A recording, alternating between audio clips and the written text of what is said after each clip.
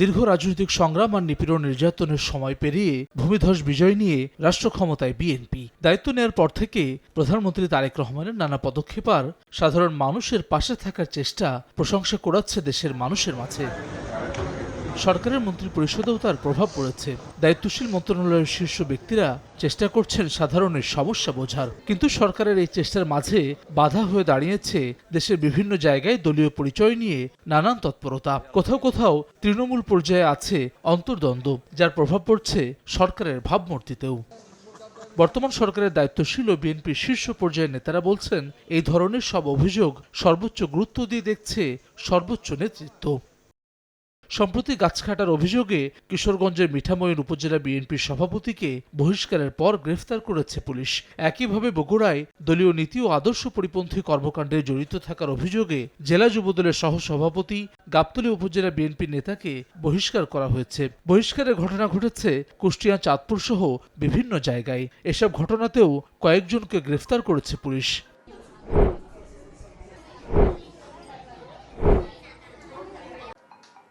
দলটির দায়িত্বপ্রাপ্ত নেতারা বলছেন, বিএনপি সরকার গঠনের পর কিছু মানুষ দলীয় পরিচয়ের নামে অপকর্মের চেষ্টা করছেন। তবে তারা বলছেন, ফ্যাসিস্ট আওয়ামী লীগের পথে হাঁটবে না বিএনপি।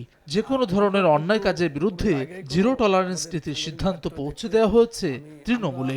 সংগঠনে যদি কেউ কোনো ধরনের মন্দ কাজ করে, আমরা কিন্তু সাথে সাথে সেটা জানা মাত্র আমরা আমাদের প্রতিক্রিয়া ব্যক্ত করছি এবং আমাদের পদক্ষেপ নিচ্ছি। কিন্তু যাদের নিয়ে আজকে আলোচনা বা বিভিন্ন রকম প্রশ্ন আসছে, দলের কোনো একটা গ্রুপের সাথে এরা পাশে থেকে এই সুবিধাগুলো নিতে চাচ্ছে এবং দলকে বিতর্কিত করছে।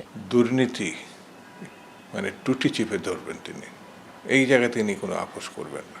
দলের যারা আছেন বিভিন্ন পর্যায়ে বিএনপি এবং অঙ্গ সংগঠনে, তারাও সতর্কতার সঙ্গে নেতার নির্দেশনা অনুযায়ী আগামী দিন সামনে এগিয়ে যাবেন। পূর্বের ঘটনার সঙ্গে যে ওরা করেছে আমরা করতে পারবো না কেন, ওরা ফ্যাসিস্ট ছিল, আর বিএনপি সরকার গণতান্ত্রিক সরকার। সড়ক, রেল ও নৌপথ মন্ত্রী শেখ রবিউল আলম রবিও সাফ জানালেন বর্তমান সরকারের কঠোর অবস্থানের কথা।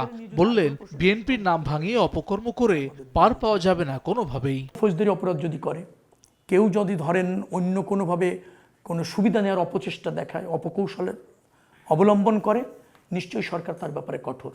সরকারি বিএনপি আছে বিধায় বিএনপি করে পার পাওয়া যাবে সেদিন ভুলে যেতে হবে। সরকার প্রধান সুনির্দিষ্ট নির্দেশনা দিয়েছেন যে সরকার হবে জনগণের এবং সরকারের কিন্তু রাষ্ট্রের কাছেও দায়বদ্ধতা থাকবে। দল, সরকার এবং রাষ্ট্র আলাদা চলবে জানিয়ে রবিউল আলম বলছেন, এবার রাষ্ট্র পরিচালনায় আলাদা এক দৃষ্টান্ত রাখতে চায় বিএনপি সরকার। পার্লামেন্টের কাছে জবাবদিহিতা থাকবে।